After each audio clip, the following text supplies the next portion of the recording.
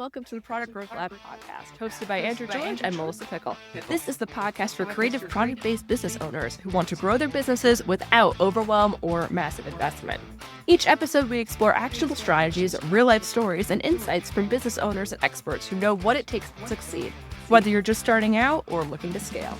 We're here to help you grow your business on your own terms. Subscribe and join us every week as we dive into practical advice and inspiring stories to fuel your growth journey. This is the Product Growth Lab. Let's get started. Hello, everyone, and welcome back to the Product Growth Lab podcast. This week, we're talking about something that I've wanted to talk about for a long time, and it's the fact that you don't have to do a discount to get more sales. If you feel like the only thing you can do in your business when you desperately need another sale is to discount, this episode is specifically aimed at you. Especially because I literally just put my listing at shop on sale last night. 30% off. I'm considering putting it to 40. I don't know how well this is going to work for Etsy, but... Yeah, I'm not saying that you can't ever do a discount. And there is tactical ways to that, especially Etsy. I know anything about Etsy's algorithm, but I know it seems to give you a boost when you do a sale. I've noticed that myself. So we're not saying that you can't ever do a sale, and there are times that it makes sense. But if you feel the need to put your shop on sale every week, you probably don't need to, and there's probably plenty of other things you could be doing in your business to keep driving conversions without lowering your prices, without training your customers to think, wow, I'm going to wait for a sale. Because I've seen this. I've seen it myself. There was a business I used to buy a lot of clothes from, and until they got bought over by someone else and the quality went horrible. But they were slightly pricey, but worth it. But it was like the last week of every month, they would do a 25% off sale. So I only ever bought because I'm like, well, I know that sale's going to come around again. And so the other 3 weeks of the month, I was just like, well, I'm never going to buy anything from them. And there's a lot of things where I say, well, people will never notice. This was like, I was a big enough fan who wanted stuff often enough that I did notice and pay attention. So here's what they could have done to keep me if they hadn't sold to someone else and reduced the quality. I feel like there's a big distinction in here. If you're a luxury brand, this is especially good for you because you can't really use sales on a luxury brand without discrediting yourself. And if you're if your competitive advantage is not price, but more like speed, then this is also good for you, but play with discounts too. I'm sorry, that came out better in my head than it did through my voice. But I think there's something you think about when you're doing discount is you're like, okay, 20% off, which you're like, okay, I'm still making 80% of the money. But when you look at your profit margins, offering 20% off can be your whole profit margin in some businesses. How much of your own profit are you taking away? I quickly realized doing Black Friday sales, but I do 30% off, and I even gave my VIPs extra on top of that. For selling products, that was my, especially on Etsy with all their fees, I ended up with no profit margin. I was just sending stuff out for free. So that's a mistake you make. You do tend to realize it very quickly. Number one, if you're going to discount, know your numbers. Yeah. But really think about how much of your profitability are you giving up, not how much of the overall price. So we're saying you don't need more discounts. What do you need to do? What can you do? And I like whenever you do any sort of promotion, because we're still going to say do some sort of promotion. There are 3 different triggers that make up the bus framework, which I stole from someone else, but I've kind of ran with. You can use all of the parts of the bus framework individually, but they work really well when you put together all 3. But you don't have to do that every time. Sometimes, like Black Friday, put all 3 together and you have a really good offer. But throughout the year, feel free to do one and test out different things work. So what is the bus framework, you're probably asking? It stands for bonuses, urgency, and scarcity. So how do you use them? Bonuses, these are something that adds some sort of value on top, not taking money away. And for some people, that, especially when you talk about luxury brands or whatever, adding things on can often be more of a trigger. For someone who already has money, who is willing to pay $250 for a t-shirt, they want more a lot of the time. They're like, I don't really care that it costs this much. I make $10,000 an hour. they want the bonuses. So you can add something on that adds to that value. So adding on like a free smaller item. So like you saw like t-shirts. Can you add on a matching? What would you do for clothes? Like some sort of matching accessory. I'm really keen to have that in the fashion world. But like if you make soap, can you do like the little child sample size soaps? If you're in the fashion world for women, you would add on usually a pair of earrings or a bracelet or some kind of accessory that goes with the item that they're buying. Yeah. If you're doing I think, consumable things, yeah, keep going. yeah, like the samples list. But and sometimes people panic, like, oh, this is going to cost me a lot of money. And like for something, like if you do like the soap example, sometimes your off cut can be your free sample size soap. Like what kind of stuff do you have lying around? But they don't have to be physical. Sometimes you can do a digital download on top. If I sell personalized stuff. I've done aprons in the past. I could have a recipe card that goes along with it that they download, like or even like a little mini recipe book. I could do a set, and like I could, in fact, making more money at the same time. I could do a set where you get like an adult apron and a kid's apron, and the bonus for limited time only is you get my free book of recipes that are good for like parents and kids to make together. And like that is a nice offer, and I just ended up selling 2 aprons instead of 1 like I was originally going to. So that kind of like checklist, guide, like what kind of digital things can you make? There's for pretty much any business, there is some sort of digital thing you could add along. If you're okay being on video, this is an amazing spot for micro courses. Yeah, totally. It depends like what you do. And like if your product has different uses or like there's a little bit of training required to get the most out of it, how can you put together a guide or a video or something that really helps people? If you are in skincare, how can you help someone create a whole skincare routine? If you're in jewelry, can you help people like with the whole styling? And does the necklace match the earrings? Like all that kind of stuff. Like what kind of necklace goes with what kind of this neckline, outfit? shirt, or dress? Yes. Yeah. How to not look like you're wearing. If you're in trending stuff, how do you people on top of the trend? What's going right now, so you don't look like last season? I am not that. How do you make it? How do you not make it look like you're pairing a Claire's accessory necklace with a designer dress? Like paparazzi has killed that, or I say they kill at that. So how can you add something on that increases the value? So instead, so like when you do a discount, it's like I'm getting $50 worth for 40. How can I give you $60 worth of stuff for 50? Like you're still giving someone $10 off, just in a different way, and you're increasing the value. People like getting free things. Like they like to feel like they're getting something extra. So that's a great trigger. The next one is urgency. So getting people to take action now. And there's ways to do this without feeling sleazy. I know a lot of people feel like, oh, I'm creating some sort of artificial barrier to stuff. But there are ethical ways to do this, and there are ways where it genuinely things do run out. Like if you're doing a sale for a weekend, you're not being disingenuous by saying the sale ends on Sunday. You're just letting people know. But including things like countdown timers. When you do stories on Instagram, you do a countdown timer. In your emails, you can do a countdown timer.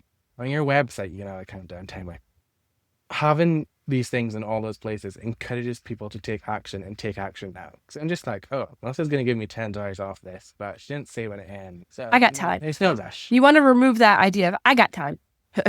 Yeah, it's the, okay, I need to do this now. I need to go grab my credit card, get to his website, and order now. My favorite example of that happened to me, and it's not an e-com, and I feel bad for that. It was a Disney fitness group. And I saw their ads during the week about this big challenge they're running with a fantastic prize and everything else. And that's really cool. Okay, yeah. I went to the end page. She's like, okay, I'll think about this and whatnot. End of the week hits. It's Sunday. And they're like, this is it. It's your last chance. The challenge starts tomorrow. And I'm like, shit, give him my money. And there's also a lot of you things. You can totally put challenges with your products. Yeah. But a lot of dates and things have that scarcity urgency built in. If you're doing some sort of promo, not even a promo, just in general, if you are selling products that are good for Mother's Day, Father's Day, Christmas, New Year, whatever, even if you're not There is a saying the sale calendar ends, cutoff. yeah, even if you're not saying the sale ends on Sunday, if you're saying if you don't order this by Sunday, it will not arrive in time for Christmas, that is some real urgency, and people are like, okay, Mhm. I have to buy this, or it's not going to come. And I know none of this stuff ever works in everyone. The amount of orders I get the day after that's like, hey, sorry, mom, hope you get this by New Year. Like, I read your gift notes just if you're wondering if those things are private. They are absolutely not. I read them all when I print them out. But yeah, putting that urgency in there, whether it's like some sort of sale or discount or like the time the bonus runs out, or if it is that kind of natural urgency that's built in, doing that and bringing it to the forefront, using things like countdown timers, not just the kind of like they need to know, like it's the like Father's Day has just been recently. It's the if I don't know when your shipping deadline is, I might be like, well, I can like I'm used to ordering from Amazon. I can Whatever. order right up to the day before Father's Day. Probably not true if you're shopping with a smaller business. Like you need to let people know, oh, actually, you need to order this like a week before or whatever it is. If it's customizable, if it's not sitting on our shelf ready to go. Yeah. So making sure you have those We also don't deadlines tend to and- have shipping teams who are pulling orders as soon as they come in. Like, if I have to pick the kid up from school, you might have missed today. Yeah, so making sure you have deadlines and things in there. And even if you do have that kind of, this is just like it's like a smaller trigger. But if you, what should I say? If you'll probably know it's on Amazon, if you add something to your basket, I'll be like, get it tomorrow if you order within 1 hour and 15 minutes. Like I have that instant. Like they're not offering me any money off it. Then I know I want it. I know I buy a lot of clothes from Next, so I had to buy a bunch of stuff from there. They have at the top of their website, get it tomorrow, order by 11, which I don't know why they say 11 because normally it's like 10:30 and suddenly you try and add something and it won't come tomorrow. That's beside the point. But having different things like warehouse. that, if you know that things ship by like if you can get stuff out by the same time, just having that on your website, like it's not a deal or a thing that'll help you in this one off, just like a general everyday people are like, oh, I want this quickly, so I know I have to order by 3 o'clock because that's when Melissa leaves to the post office every day. Yep. Or the mailman comes to pick stuff up every day at 4. So as long as she has it by 3, she'll have it packed up and ready to go. So including things like that on your site. And the final one is scarcity. So making it where there's a certain amount of something. The offer won't last or it won't come back, and actually mean it. If you do, like a bunch of businesses do this in a horrible way. It's like, I'm never going to do this again. And then next week, suddenly they do it. Or, this thing is only this price until midnight. And then the morning after, oh, well, blah, blah, blah, I'm going to extend Back by it for a week. popular Like, demand. yeah. Like, oh, you didn't hit the sales you wanted, did you? Yeah. Being really firm on this. And sometimes it hurts to be like, oh no, I was getting these sales and I killed it. But like it helps train people over time if they know, oh, Melissa doesn't fuck around. Like if she says this is gonna end, it's gonna end. For once, it's not me cursing. Even though it's about me. But you can have a limited edition product, like Melissa only sells this necklace one off, or she only sells it in red for Christmas. Yep, specialty color. Yeah, you can do it in that. Like, it can be a product, or it can just be a specific variation of the product is limited. Having things like the bonuses are about 4. Only the first 10 people get this. Only the first 20 people get this. Yep. Those kind of like disappearing bonuses. You can do them scarcity by like the amount of people, and you can also do it by time, kind of linking back to your agency. Like I don't know, maybe you do 2 bonuses, and it's like one of them goes to everyone. But yeah, if you want the second bonus, you have to do it within the first 24 hours. Like we'll go back to the example. The recipe book goes to everyone, but if you also want the like bake-along video collection with Andrew, you have to order within the first 24 hours, and that is counting down. So that you can do where it's scarce by people or scarce. It's kind of urgency. It's kind of a little combination-y thing. Things that are like once they're gone, anything where you can make it where there is some sort of scarceness. It's kind of, and this one really works. It's like you can get a bit icky with it because it kind of goes into like a primal kind of instinct of like food and stuff being scarce. Like you don't want to go a bit too extreme with it because then you start to advance your customers. But like saying, okay, only 10 people get this, only 20 people get this, like doing it will really work. So yeah, it's not just a sales trick, like it's something you can really use. But the kind of magic of all this is when you combine all three. I do recommend trying them all, testing different things, but then going, okay, I know that this thing works and this thing works and this thing works.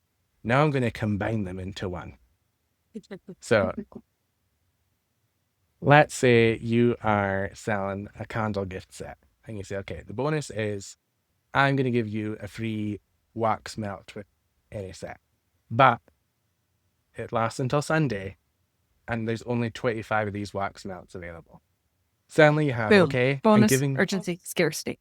yeah, you got bonus, your urgency, you've got your scarcity. That is like the ultimate offer kind of thing. You're like tapped in to all three of those things. You have people who are really only interested in like the one. You have people who are interested in all three, and it's like half to half. Like it ties into a lot of triggers for people, and you really can do it with anything. So like combining all three. So it really makes it exciting. And like in that example, there's no discount. We haven't given anyone any money off in there. Sure, you're giving away your wax melt, but I'm sure it like it doesn't have to be full size. It'd be like a sample or something. Like what? Like it doesn't have to be this massive thing. I'm sure you can get that where it costs pennies, not dollars. Like you can probably make it where it's make it good enough where it's someone actually wants it. Like sometimes the like a really crappy free gift is like I really don't care. Yeah, that is like for a free gift to work. Some people will just be like, I get the thing for free and that's enough for them. But for a lot of people, it's like, I gotta actually want the thing that you're giving away for free. Yeah.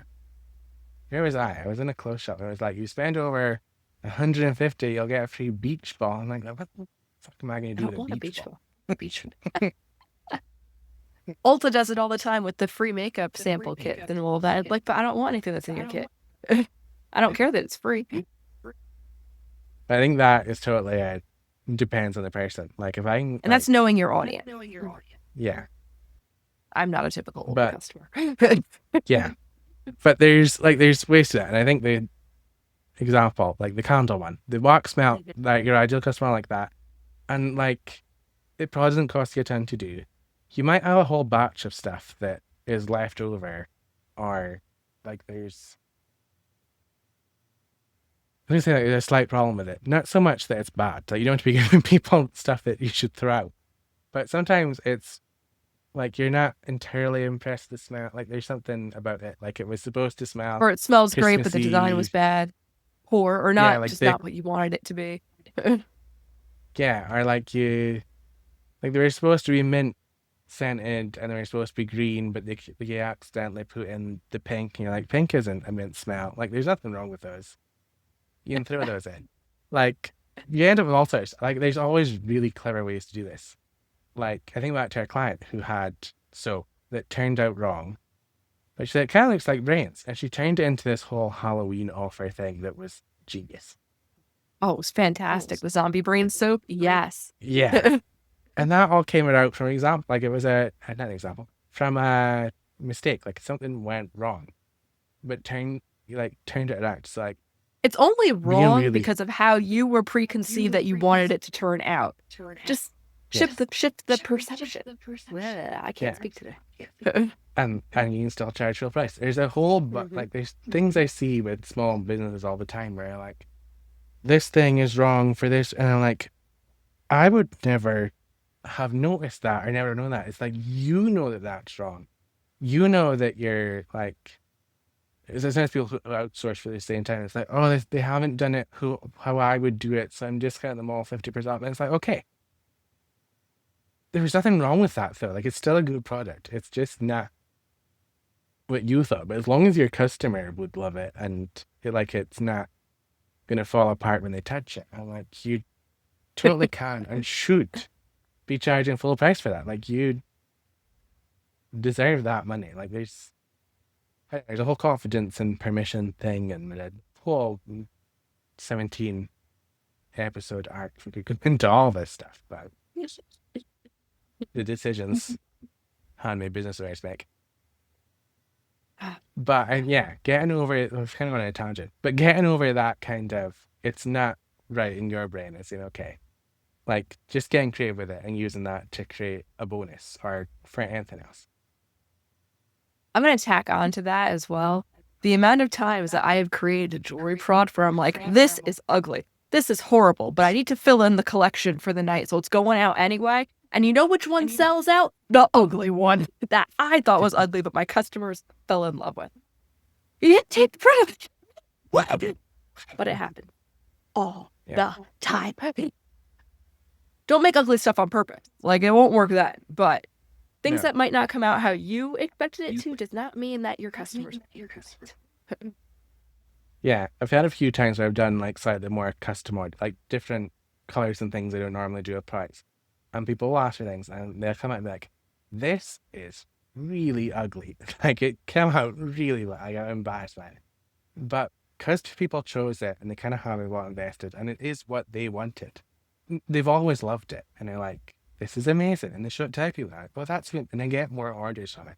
It's like getting over your own kind of, in your brain, like, oh, this is like this. You're not paying yourself for your product. Yeah. They are paying you. It's what they want. But I put the same effort into the product. The product is good. Like, there's nothing wrong with it. It still should be that, and even slightly more than I would normally charge because it's custom. Like, if I told myself, oh, well, this is ugly, so I'm not going to charge full price, I'm going to tell the person, like, no, this isn't good, so I'm not going to let you have it. Like, I would have missed out. So getting over your own kind of concept. Like, we're too close to our products. Especially, like, me doing embroidery. There are times I'll go into shops and, like, start looking at the clothes and, like, turning it inside out. I'm sure people watching are like, what is he doing? Like, this is so badly done. You're going to wash this and this is all going to just pull out and stuff. But someone else will come up and buy it. Like, they don't know that. Right. So yeah, get too close to your own products. So, and before we just go off on a half a tangent, your challenge, like, bonus currency scarcity. Your challenge for this week is to run a promotion instead of a discount. Try one or all three. Let us know how you get on in the Facebook group. The link to that will be in the show notes below. And if you need help promoting it, you can use our flash sale and a snap guide. You might need to change a few things because it is discount centric, but you can always change it. And if you don't know how, ChatGPT is your friend, or Claude, or Gemini, or whoever else you can rope in. And you can grab that by going to the productgrowthlab.com/flash. So, in summary, you don't need a discount. You need a good reason to buy. Let's read that. Promote your email automation. No, that's ChatGPT telling me to do that. This is all, it comes down to testing. We are the Product Growth Lab. We are all about testing. So hopefully by this time, if you've been following us, you've run a couple of flash sales. So you have an idea what discounts do for your shop. Now, try Bus and see what bonuses, urgency, scarcity, one of them, two of them, all three of them wrapped in one. See how they stack up against a discount. And also pay attention to, even if you get a few less sales, what do your profits come out to be on these? Like, look a little bit deeper at your numbers. Maybe you don't make as many sales, but you made a whole lot more money doing a Bus style promotion versus a discount. And at the same time, Andrew's going to hit me for this one if he could reach me through the camera. Run both of them. 1 month, however often you run sales, alternate them. Do discounts, do bust, do discounts, do bust. See what works. Test And your if you're audience. doing- What do they respond to? If you're doing a big sale, things like Black Friday, do a discount and a bonus and agency and scarcity, and you will stand out amongst the millions of Everybody others. else. Yes. And you can do it Come without, on. you can do it without hurting. Like, you need to be clever, and we can discuss this if you're a client or in a group. But there are clever ways to do this where you don't suddenly give away $80 worth of stuff when you're only charging $50, because it's very easy to get carried away. Yes.